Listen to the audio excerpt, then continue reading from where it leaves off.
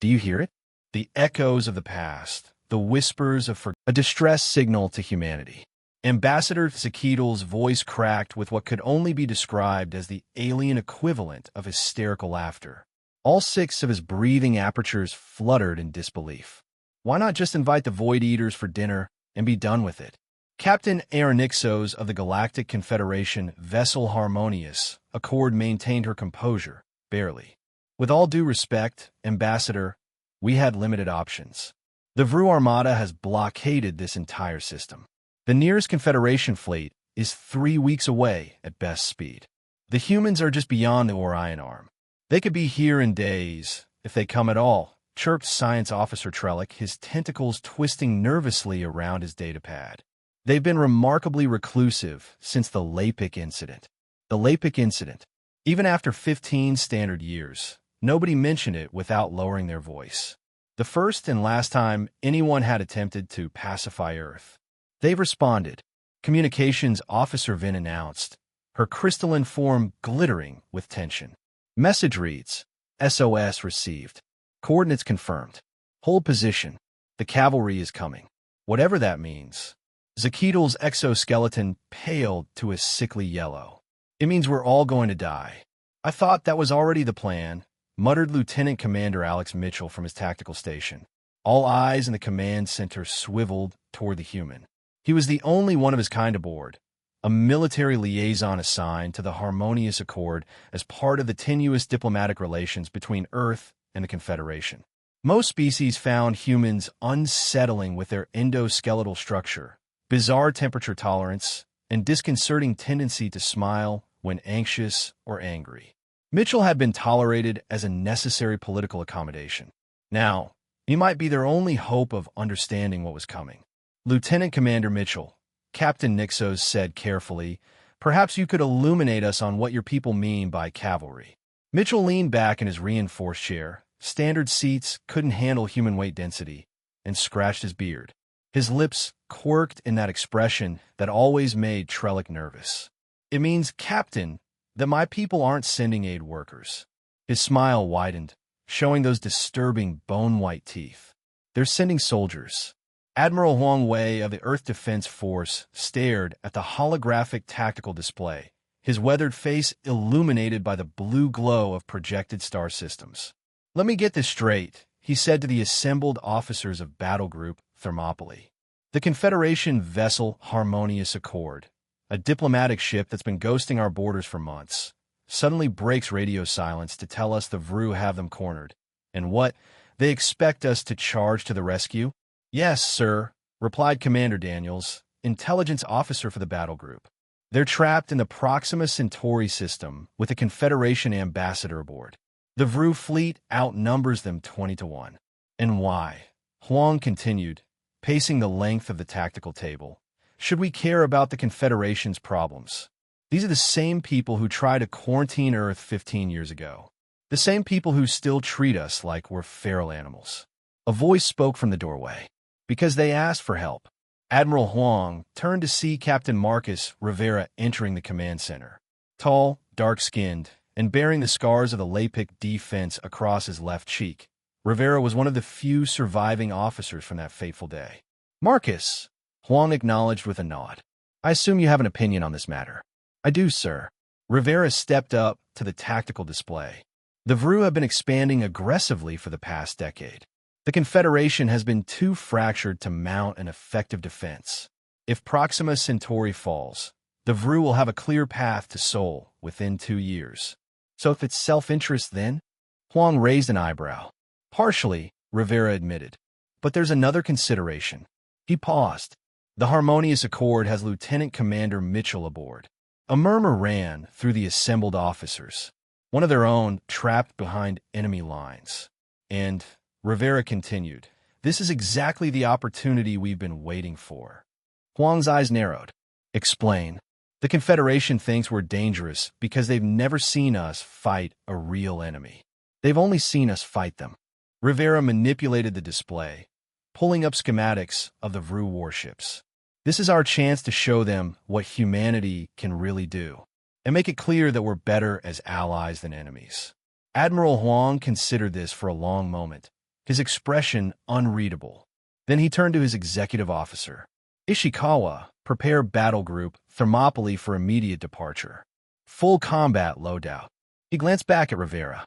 Captain, I'm assigning you as mission commander for this operation. Rivera straightened. Sir, you survived Lapik. You understand both the Confederation and what's at stake here. Huang's voice hardened. Bring our people home, Marcus. And make sure the galaxy understands exactly what it means when humans decide to join a fight. Rivera saluted. With pleasure, sir. They're coming closer. Officer Vin's voice wavered as she monitored the Vru fleet movements. Estimate 9 hours until they're within weapons range. Captain Nixos massaged her cranial ridges. Status of our shields. Holding at 47%, replied Engineering Chief Growlick. The last barrage did more damage than expected. One more concentrated assault, and we'll be defenseless. The command center of the Harmonious Accord was unnervingly quiet. They've been playing this deadly game of cat and mouse for 3 days, hiding in the shadow of Proxima Centauri's 4th planet, using its magnetic field to mask their energy signature. But the Vru were methodical hunters, and they were running out of places to hide. Ambassador Zakidal had finally stopped his fatalistic pronouncements, settling into a resigned silence. Most of the crew were similarly subdued, going about their duties with the quiet efficiency of those who see no way out, but refuse to abandon their posts. Only Mitchell seemed oddly energized. He'd spent hours at his tactical station, running simulations and calculations that he didn't share with the rest of the crew. Occasionally, he would check the ship's chronometer and mutter something under his breath that sounded suspiciously like, come on, come on. Lieutenant Commander Mitchell, Captain Nixos said finally, your unusual optimism is beginning to disturb the crew. If you know something we don't. Captain, Vin interrupted, her crystalline structure suddenly flashing with alarm patterns. Multiple hyperspace signatures detected. Massive energy readings at the edge of the system. Trellick rushed to his science station. Confirmed. At least 30 vessels emerging from hyperspace. Configuration unknown. Nixos felt her heart sink. Vru reinforcements. No, Mitchell said, checking his own readouts with a predatory grin. Humans. The main view screen activated, showing the outer system. Tears in the fabric of reality appeared like jagged wounds against the black of space. From these dimensional ruptures emerged ships unlike anything the Confederation had ever built. Where Confederation vessels were elegant, these were functional. Where Vru ships were biological in appearance, these were unmistakably machines of war. Angular, bristling with weapons, and painted in matte black with minimal running lights. They emerged in tight formation, a blade aimed at the heart of the Vru blockade. By the cosmic harmony, breathed Ambassador Zakidal. How many warships does Earth possess? Mitchell chuckled. More than you'd be comfortable knowing about, Ambassador. A communication request flashed on Vin's console. Captain, we're being hailed by the human flagship. Nixos straightened her uniform. On screen, the view screen shifted to show a human command center. Utilitarian compared to the Harmonious Accord's bridge, it was illuminated by red combat lighting. In the center stood a dark-skinned human male in what Mitchell had once explained was an EDF dress uniform, though it looked remarkably combat-ready to Nixos' eyes. This is Captain Marcus Rivera of the Earth Defense Force vessel Thermopylae, the human announced. We received your distress call, Harmonious Accord. Apologies for the delay. We had to gather some friends for the party. Captain Rivera? Nixos responded, relief flooding her voice. Your arrival is most timely. We are. Alex, Rivera interrupted, catching sight of Mitchell. Good to see you're still breathing. Mitchell grinned. Never doubted you'd show up, sir, though you took your sweet time. Had to convince the brass this wasn't a trap. Rivera's expression turned serious. Captain Nixos, we need you to transmit your shield frequencies and power signatures immediately. We're launching our attack run in 3 minutes, and I don't want any friendly fire incidents. Nixos blinked, taken aback by the human's directness. Your attack run, Captain Rivera? The Vru fleet outnumbers your ships more than 2 to 1. Rivera's smile reminded her uncomfortably of Mitchell's. Then it's almost a fair fight, isn't it? He turned to someone off-screen. Commander Ishikawa, deploy the wolf packs. Have the carrier groups maintain position at the system edge for now. Zakidal stepped forward, unable to contain himself. Captain Rivera, surely you don't intend to engage the entire Vru armada directly. The Confederation's tactical analysis suggests. With all due respect, Ambassador, Rivera cut him off. We didn't come all this way to hide. Lieutenant Commander Mitchell will brief you on our tactical approach. Thermopylae out. The screen returned to the view of the human fleet, which was already breaking into smaller, highly mobile battle groups. All eyes turned to Mitchell, who was already pulling up tactical displays.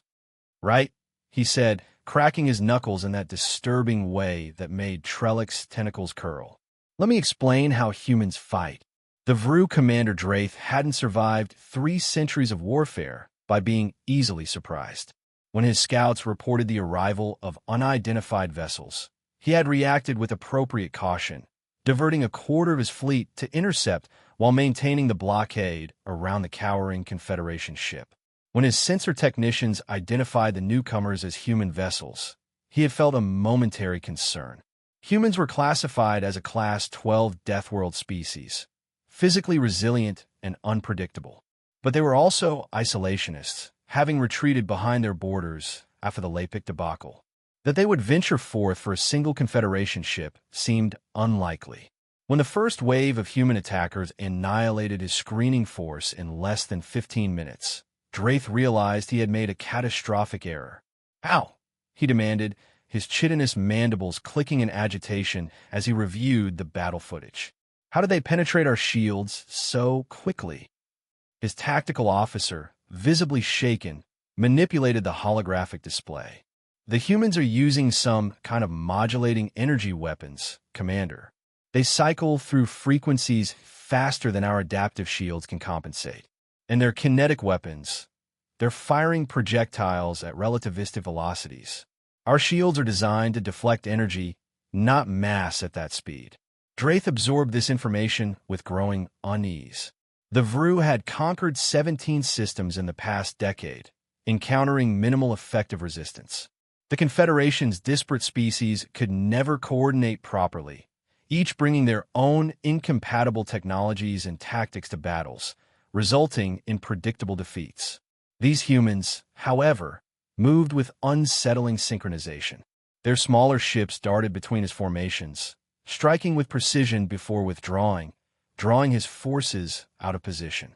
Their electronic warfare was scrambling his communication networks, forcing his ships to operate independently rather than as the coordinated hive mind the Vru preferred. Status of the primary target? He demanded. The Confederation vessel remains in the planet's shadow, Commander. But the tactical officer hesitated. Speak. The humans appear to be clearing a path to it. They're systematically eliminating our containment grid. Draith's compound eyes narrowed. If the humans extracted the Harmonious Accord and its passengers, particularly that meddlesome Ambassador Zakidal, it would represent a significant intelligence failure. The Confederation might be dying, but it still had resources the Vru coveted. Information was power. Commit the reserve fleet, he ordered. All ships, overwhelm them with numbers. His executive officer chittered nervously. Commander, our reserves are meant to protect our supply lines. If we commit everything, the supply lines are irrelevant if we allow a Class 12 species to demonstrate that the Vru can be defeated. Draith snapped. Execute my orders. As his remaining ships moved to engage, Draith couldn't shake the feeling that something fundamental had changed in the galactic balance of power. The humans weren't fighting like cornered prey or even like typical predators. They were fighting like they were enjoying it. They've taken the bait, Rivera announced, watching the Vru fleet formations shift on the tactical display. They're committing their reserves. Commander Ishikawa nodded. Just as you predicted, sir. Their commander couldn't resist trying to overwhelm us with numbers. Around them, the bridge of the Thermopylae hummed with controlled activity. Damage reports flowed in. 3 destroyers heavily damaged. 1 corvette lost with all hands. But the human fleet had inflicted disproportionate casualties on the VRU forces. Signal Admiral Chang'ong, Rivera ordered. Execute Phase 2. At the system's edge, where the human reinforcements had been holding position, a new movement began. What the VRU had assumed were simply troop carriers or support vessels now revealed their true purpose. Massive hangar doors slid open, disgorging swarms of smaller craft. Hundreds of them, each barely large enough for a two-person crew. "Strike fighters away," reported the communications officer. "Wolfpacks report all target packages received." Rivera nodded grimly. "Let's see how the VRU handle being hunted." On the Harmonious Accord, the crew watched in stunned silence as the space around them transformed into chaos. The main view screen struggled to track the frenzied combat, finally settling on a tactical overview that reduced the ships to colored icons. Blue for human, red for VRU. The red icons were disappearing at an alarming rate. "I don't understand," Trellick said, his scientist's mind struggling to process what he was seeing. "The VRU have superior numbers and technology. How are the humans inflicting such damage?" Mitchell, who had been calmly monitoring the battle from his station, looked up. "Superior technology? By whose standards?" "The Confederation's, of course," Trellick replied somewhat indignantly. "The VRU have been adapting and incorporating the best technologies from every world they conquer." "That's your first misconception," Mitchell said.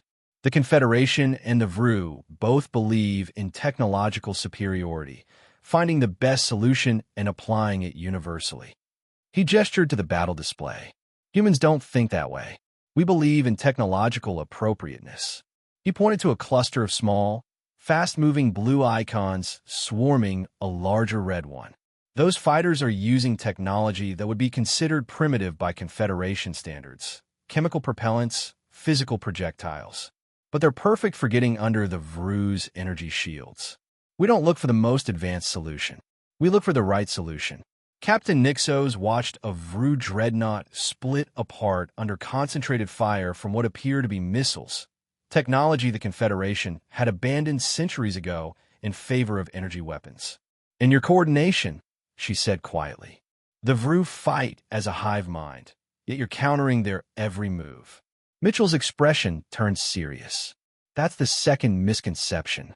The Confederation believes that the ideal military operates like a perfect machine, each component following exact protocols. The VRU believe in the superiority of their hive mind approach." He tapped his temple. "Humans believe in what we call commander's intent. Our officers know the objective and are trusted to adapt to changing circumstances without waiting for orders." Ambassador Zakidal, who had been unusually quiet, finally spoke. "You're telling us that your apparent chaos is intentional." "It's not chaos, Ambassador. It's initiative." Mitchell's eyes never left the tactical display. "Every human out there understands the mission. Extract the Harmonious Accord and bloody the VRU. How they accomplish that is up to them." A new alert sounded from Vin's console. "Captain, 3 human vessels are approaching our position. They're requesting docking clearance." Mitchell nodded. "That'll be the extraction team. I suggest you grant them access immediately." Nixos hesitated for only a moment before giving the order. As much as the human's confidence unnerved her, she couldn't deny the evidence before her eyes. The Earth vessels were systematically dismantling a VRU fleet that should have crushed them within minutes. The command center doors slid open to admit 3 humans in combat armor, sleek, functional suits that made them look even more imposing than usual. Their leader removed his helmet to reveal a rugged face with a shock of red hair. "Commander Burns, EDF Special Operations," he announced without preamble. "We're here to escort you to safety." Nixos stepped forward. "My crew, are they all being evacuated?" "As we speak," Burns assured her. "We have transports docked at every available airlock. But we need to move now. This position won't stay secure for long." Mitchell was already on his feet. "What's the extraction plan, Commander?" "The Thermopylae is opening a corridor.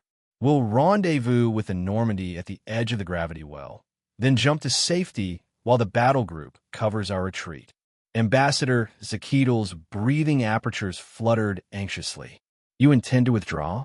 "But the VRU—" "Don't worry, Ambassador. Burns said with a predatory smile. "We're not leaving until we've made our point very clear." Draith watched his carefully constructed blockade disintegrate under the human assault with a mixture of rage and disbelief. These weren't the actions of a species fighting for survival or even for victory. This was something else, something that felt disturbingly like punishment. "The Confederation vessel is moving," reported his tactical officer, "escorted by human warships. They're making for the system edge. Intercept them," Draith ordered. "All available ships." "Commander," his executive officer's voice had taken on a strange tone. "New contacts detected. Massive energy signatures." The tactical display updated to show 5 enormous vessels emerging from hyperspace at the system's edge, dwarfing even the largest ships in either fleet. Their design was unmistakably human, but on a scale that defied comprehension. "What are those?" Draith demanded. His science officer's response came in a whisper. "Planet killers. Dreadnoughts Everest, Olympus, Kilimanjaro, Fuji, and Akanagwa have arrived," announced the communications officer on the Thermopylae bridge. "They're assuming bombardment positions." Rivera nodded. "Right on schedule. Status of the evacuation?" Harmonious Accord is fully evacuated. All personnel accounted for and distributed among our medical and transport vessels. The ship itself has been scuttled to prevent capture. And the VRU response? Commander Ishikawa studied the tactical display. "Confusion, sir. Their formations are breaking down. Several of their outer pickets have already jumped to hyperspace. They're running," Rivera observed with satisfaction. "Have the dreadnoughts begin their firing sequence. Let's make sure the VRU remember this day." From the observation deck of the transport vessel carrying them to safety, Captain Nixos, Ambassador Zakidal, and the senior staff of the Harmonious Accord watched in silence as the human dreadnoughts moved into position around Proxima Centauri's outermost planet, an uninhabited gas giant. Mitchell stood with them, his normally animated features solemn. "What are they doing?" Trellick finally asked. "Sending a message," Mitchell replied. The 5 massive vessels, positioned equidistantly around the planet, extended what appeared to be enormous cannon-like structures from their hulls. Energy began to gather at the muzzles. Not the familiar blue-white of Confederation weapons or the sickly green of VRU technology, but a deep, ominous red. "You should shield your eyes," Mitchell advised. A heartbeat later, 5 lances of crimson energy struck the gas giant simultaneously. For a moment, nothing seemed to happen. Then the planet's atmosphere began to glow, swirling patterns of fire spreading across its surface as thermonuclear reactions cascaded through its gaseous layers. The planet didn't explode, not exactly. Instead, it burned, becoming a miniature sun that bathed the entire system in bloody light. Ambassador Zakidal sank to his knees, all 6 breathing apertures fully dilated in shock. You ignited a planet just to make a point." Mitchell's voice was quiet. "The VRU understand only strength, Ambassador. Now they understand that humans possess the strength to turn worlds into stars." Captain Nixos turned to the human, seeing him in an entirely new light. "Your people came all this way, risked so much for us? For a confederation that has shown you nothing but suspicion and fear." "Not entirely for you," Mitchell admitted. "The VRU were always going to be our problem eventually. Better to face them here, on our terms, than wait for them to reach Earth." "Still," Nixos persisted, "you saved us when you could have let us perish." Mitchell considered this for a moment. "Humans have a saying, Captain, the enemy of my enemy is my friend. The Confederation may not trust us, may even fear us, but at least you've never tried to conquer us. The VRU would give no such consideration."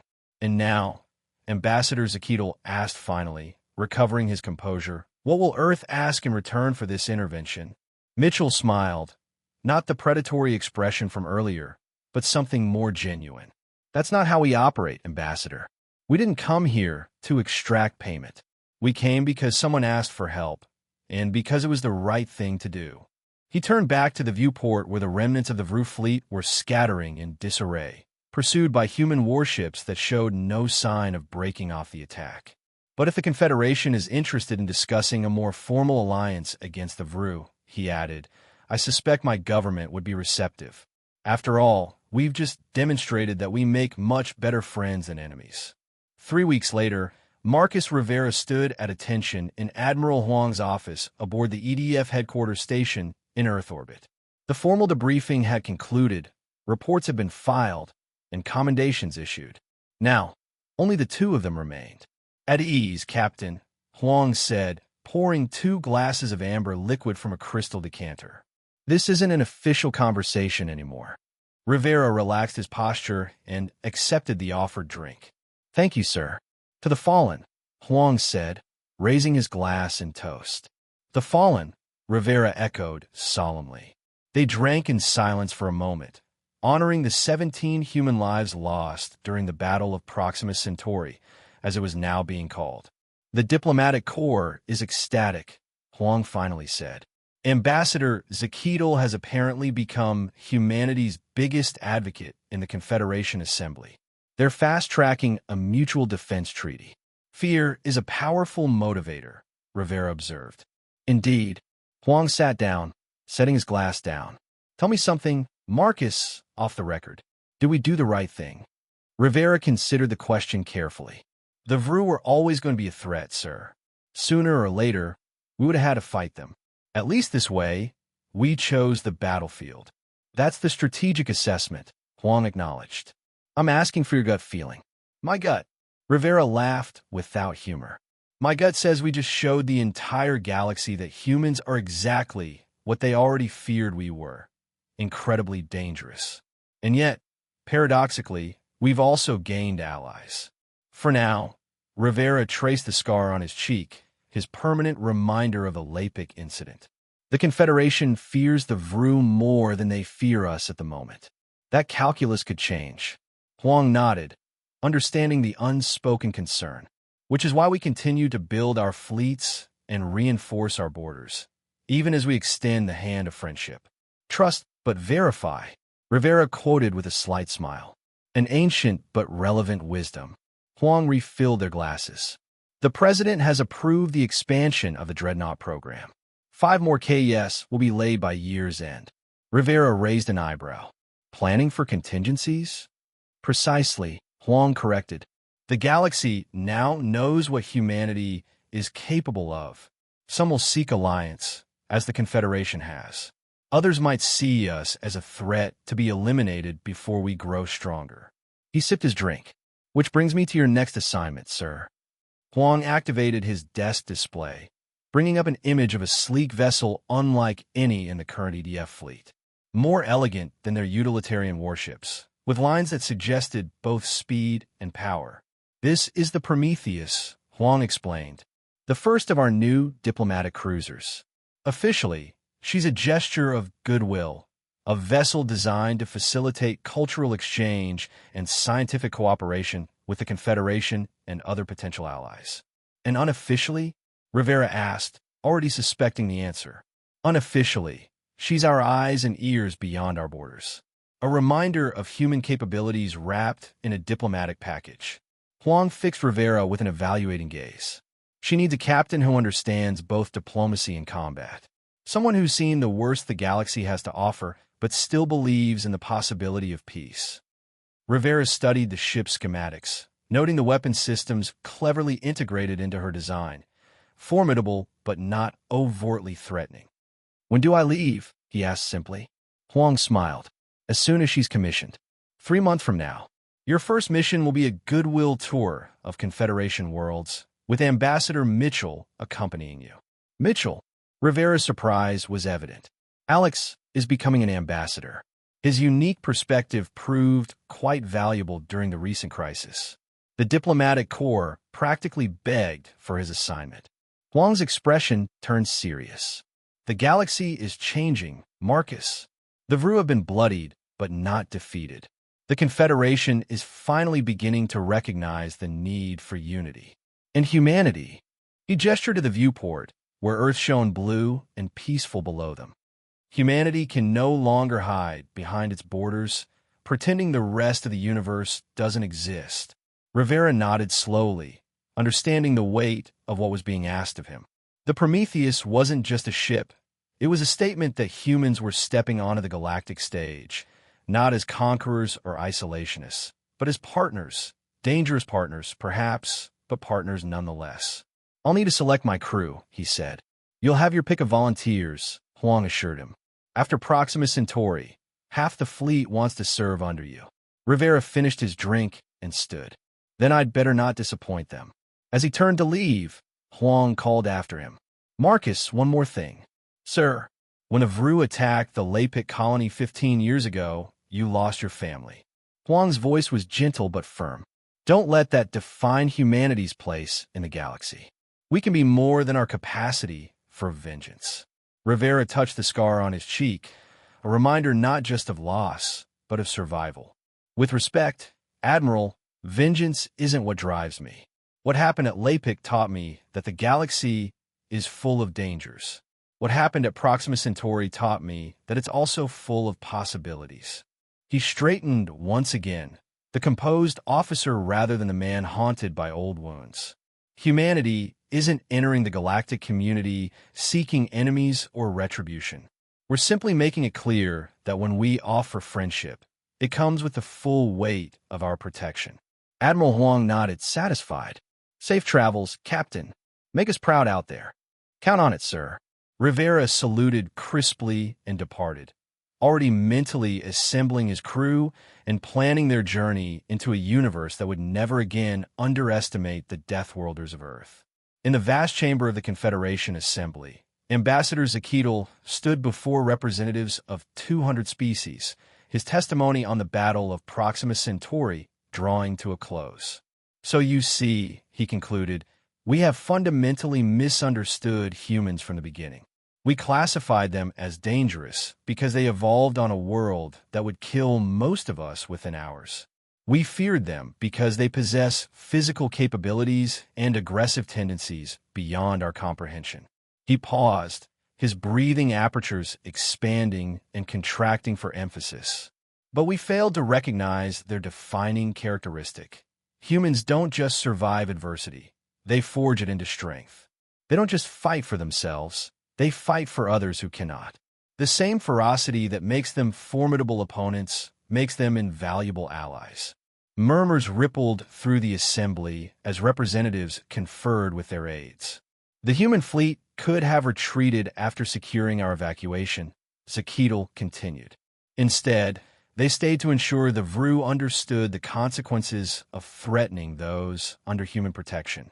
They demonstrated not just military prowess, but a moral clarity that many of us had forgotten in our comfortable, enlightened society."